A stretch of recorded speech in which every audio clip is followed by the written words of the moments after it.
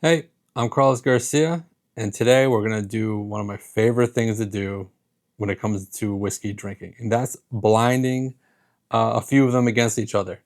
So, if you watched the last video I posted about the last haul of 2024, there's a few different bottles in there that I wanted to see if any of them would make it into the best of the year. So, these six out of that video I opened up. My wife poured them for me, so they're blind. It's not a double blind. I know what bottles are in them. These are all fresh cracks. I've never had any of these before. I had this one from 2023's edition of this, but I've never had anything like the other ones. The only one I've ever had of this one, the Old Fitz, was a 15-year-old from several years ago. So it's not like I have really any biases or anything, except for how much I spent on these bottles. But it is blind. You'll all know because I'll put it somewhere so you guys know. But today we're gonna do. This is the 9-year Penelope Private Select, the new High West Casa Noble. That's a blend of straight whiskey finished in Marquis Casa Noble Añejo barrels. This is the Penelope single barrel bourbon 10-year. This is a bourbon, right? Straight bourbon. Okay, so a 9 and a 10-year. This is a Angel's Envy cask strength at 118.8 proof, 2024 release, and these are always finished in, well, this one, I'm not gonna say always. It's finished in port wine barrels. The O'Fitz 10-year, this is from the spring 2024 release, the bottle and bond, 100 proof, 10 years old. And then this new release out of Smoke Wagon, only 1,600 bottles out there. This is about 1445. It's 108 proof, rare and limited straight whiskey, Las Vegas. So you know it's got to be good. It says some rare limited right on it, and it's called 777s because there's 3 different mash bills in this one. A 7-year, 60% corn, 36% rye, 4% malt. 4%, or excuse me, 7-year, another 7-year, 51% corn, 39% rye, 10% malt. And the third one's a 7-year, 51% rye, 45% corn, and 4% malt. So this is a straight whiskey. This is not a bourbon. But it's already poured and it's in front of me, so I'll drink it compared to bourbon. It's basically a bourbon. The reason I don't think it could be considered a bourbon is because that 51% rye mash bill they threw in here. So it's just a whiskey. But that's fine. It's close enough. Whatever. I don't care. I'm not the law. Okay, so let's go into drinking it. All right. So we're gonna just go through and see how it is. Make sure you guys know what I'm drinking. Whew. This is the first pour of the day. Now all the proofs here are over 100. The only one that's not right around 100 is the Angel's Envy, which is the cask strength one. Ooh, I got some definitely some oaky notes, but the one thing I just picked up was purple lollipop, like purple grape lollipop, which reminds me of Buffalo Trace products when there's no Buffalo Trace products in here. So that not very helpful if I was trying to guess what these were. Ooh, but it is definitely sweet. Some red Jolly Rancher, like candy sweetness with oak. That's and now I'm getting some like dusty oak. That's pretty good. Solid nose for sure. Yeah, I'm just gonna nose them all. That's nice. That's pleasant. So it's like a little bit darker. It's not as candy for as this one, but it's like peanut buttery, like a candy bar. Yeah, it's like chocolate and peanut butter. Both these noses have been delicious. Let me tell you. Yeah, it's definitely like chocolate, peanut buttery. There's a little bit of like fruit notes kind of in there, but not very oaky. A tad, a little bit of dustiness on the very far end, back end of the nostrils. I guess that makes sense, right? None of this makes sense. Oh, okay. So this is dusty, like right away, like dusty oak. I just get a lot of dusty oaks. It's not a lot. So let me just go to D and C. Similar, great. Phenomenals, and then it's like two similar ones. C and D are both very light, so I'm just gonna go to E and kind of see if I get anything on E. Okay. I don't want to say off-putting right away, but sour yogurt? Like, oh boy.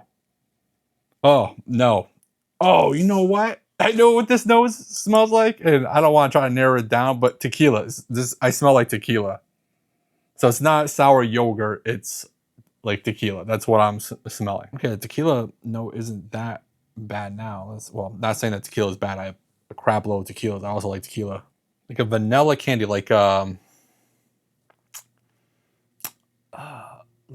like this is it. Vanilla fudge. Vanilla. Oh, now I'm getting peanut butter again. This was what? C? That was a dusty note, but now I'm getting vanilla. Vanilla fudge. Ooh. I need to say I'm going back. So I love this nose, right? Now I just got Windex. So I'm just gonna put that down real quick. I don't want to even write that down. I don't know what just happened. Raisins. So this is I think the darkest nose. It's the darkest, but still light, meaning like it's nothing's very like in your face like some of these other ones. Little peanuts, a little. What I am getting is darker. It's not a bad nose. It's good nose. The only one I really didn't like was the tequila one, and I think it's just more because I wasn't well. I should have expected it's finished in tequila. I guess I wasn't thinking it was gonna be so in your face. But now going back to it, maybe it's just opened up a little bit more. Oh, of course. I said this in a previous video where I'm like, oh, I'm getting something, and I'll go back to try to like fine tune it, and then that tequila nose went right in my face again, so it kind of went away. Yeah, it's tequila. Man. Oh, well, not all man. Okay, let me get. Where's D? D's over here, right? I'm just gonna write light. I'm not getting much on the nose on D. Not saying it's bad. It just nothing in my face. All right, so let's start drinking, huh? How about that? Oh God, I'm gonna write it down. I get Windex now. Which people are like, how do you know? Like, if you spray Windex at a window or a mirror, you get some of that in your face. You know what Windex smells like. Unfortunately, this beautiful nose turned into Windex for me. Damn it. Raisins, oak. There was a lot more than that. It was very complex. A lot of different notes. On the finish, I get that Windex note. Oh, no. Oh, no. Because none of these were cheap bottles, right? So, man. Wasn't so it's lingered a little bit more. I got like a little peanutty note, but that Windex note kind of is still there, and that's not a good note for me. But the palate was really good. Let me try to get a couple different notes because there was a lot of stuff going on. Oh yeah, second sip I got a little bit of red Jolly Rancher in there, but again it kind of finished with that Windex note, and I've gotten that note before. I gotta try to figure out exactly why. Like maybe it's a certain brand or mash bill that I'm getting that note on. Unfortunately, that is not that good to me. It's pretty decent, like in the front, the palate, it's pretty decent, but that Windex note definitely comes in strong in the back end and kind of like lingers in the finish. But what my plan is to go through them all and then stop and then kind of go back and forth, back and forth, back and forth. And hopefully maybe that kind of goes away, but right now it's not my favorite, that's for sure. So let's go to B. I can still get that Windex. I almost want to drink water. Try to see if I can knock that out. So let's go to B. All right, so first sip on B. That was pretty good. Dusty, dark cherry. I got a little banana bread, and the finish was dark chocolate. Yeah, I always was trying that Windex. Always trying to come back at me. No, it's dark chocolate and like dusty, like nuts, like peanut shells. You know what I mean? You know what I mean? So on the second sip, I didn't get so much of the banana bread, but right in the front end, I got a lot of bright cherry candy, like a red Jolly Rancher. That is overall very good. It's complex enough. There's a couple different notes, Like between the two first sips, it was a little bit different from each other. So I'll have another sip just to kind of confirm these notes, but that's good. I like B. Which one are you, B? Where are you? So after the third sip, a lot of the same. You get that bright, like Jolly Rancher, the oats, the banana bread kind of it's still there a little bit, but dark cherry, bright cherry, oak.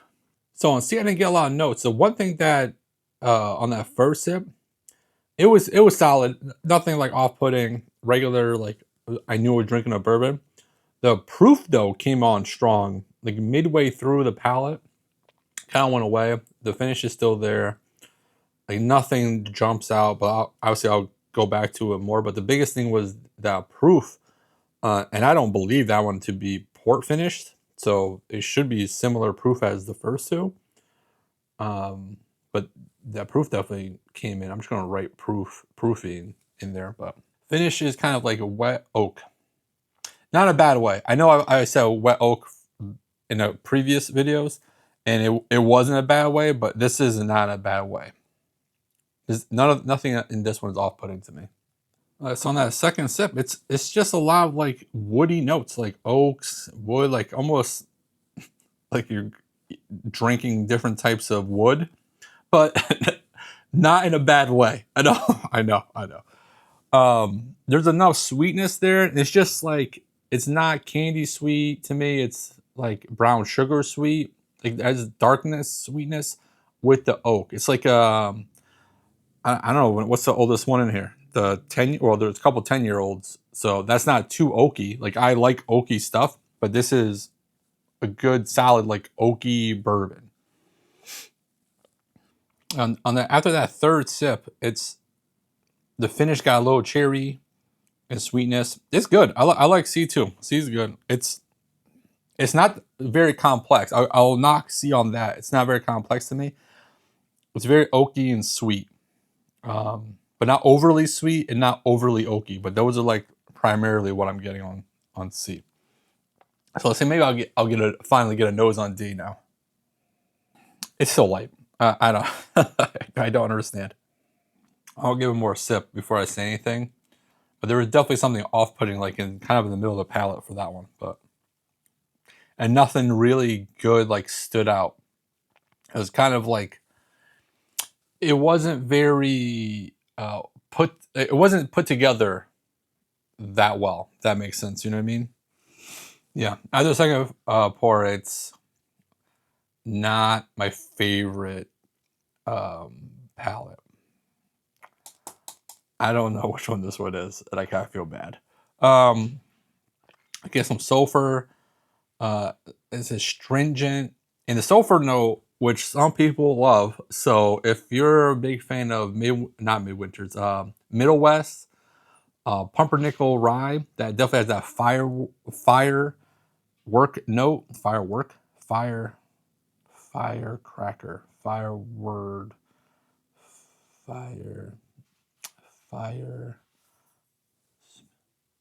Babe, fireworks. Never mind.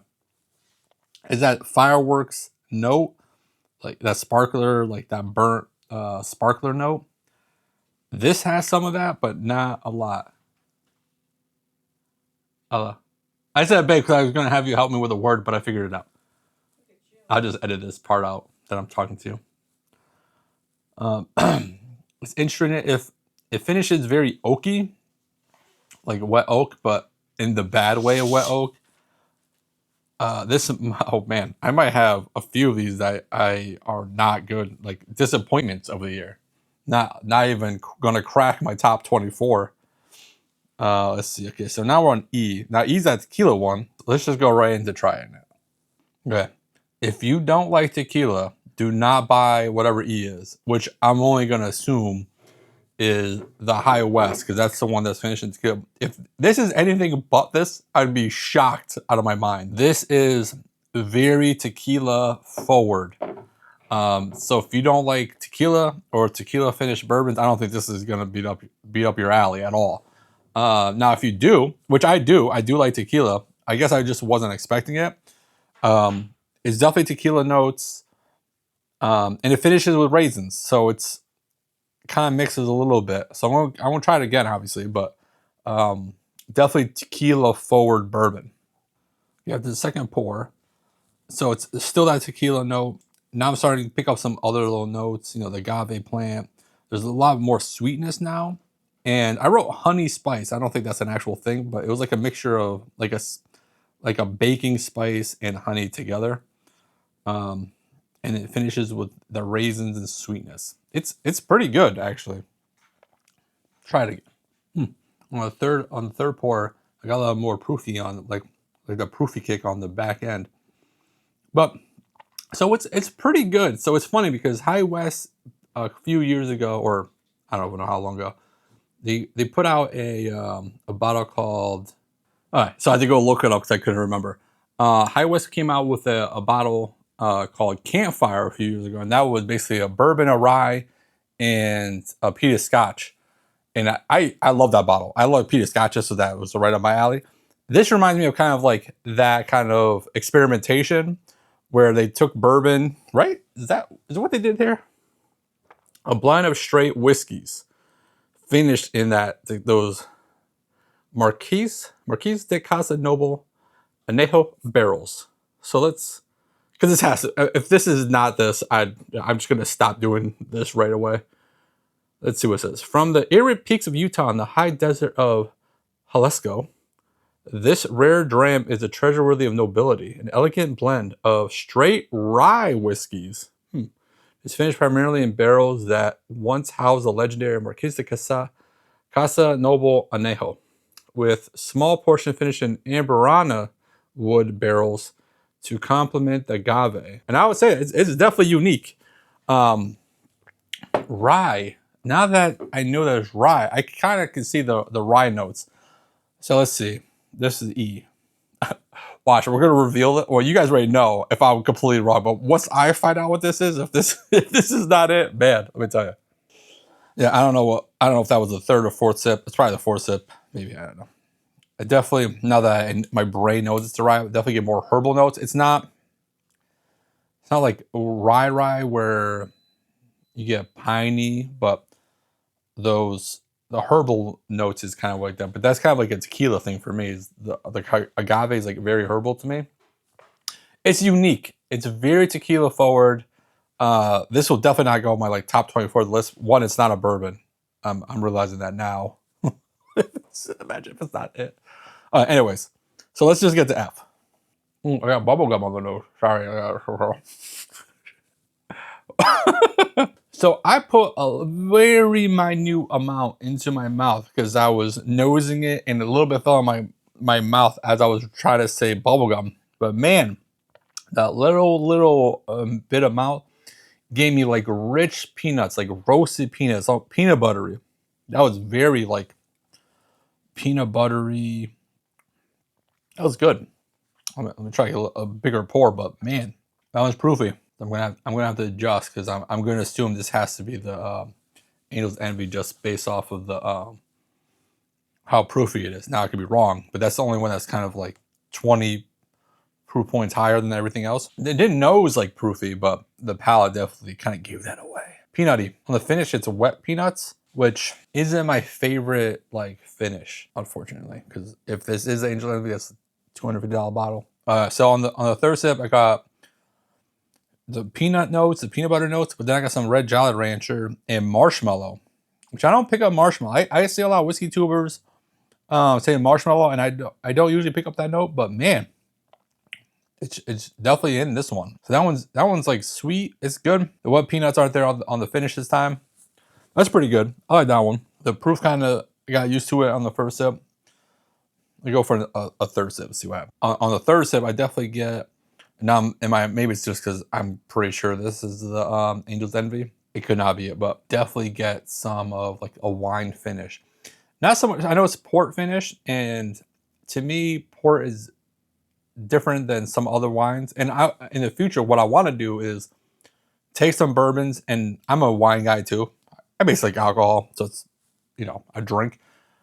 So what I want to do one day is take like an Angel Envy finish in port and drink it with a port and kind of compare like what the notes of an actual port is, compare that in other wine finished bourbon. So if you want to see that, comment below if you want to see comparisons of wine finishes versus the actual wine that they're finished in. This is pretty good. F is pretty good. A little banana, at the very end.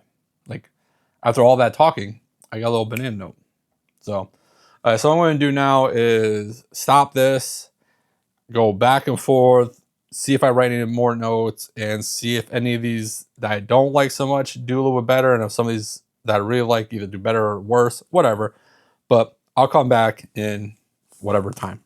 Well, I went through all that stuff, and I got some scores. One thing I want to say before I get into all that, if you want to possibly win 2-ounce samples of all 6 of these, please subscribe. Well, the way to enter is subscribe, like this video, and comment the hashtag final 2024. And I'll put it up there. But this is a final tasting I'm going to do for my 2024 bottles before we get into the Bourbons of the Year tournament, which should be the next video you guys are seeing. That's my plan after this.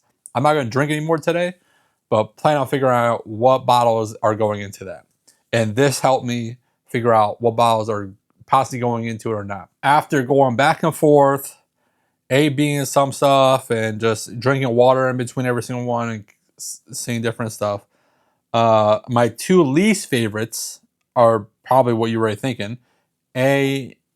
Which I did get a little chocolate powder, like Next Quick on the palate, but again, more Windex. And D, which I wrote nope, not balanced, and then I strawberry chapstick and proofy.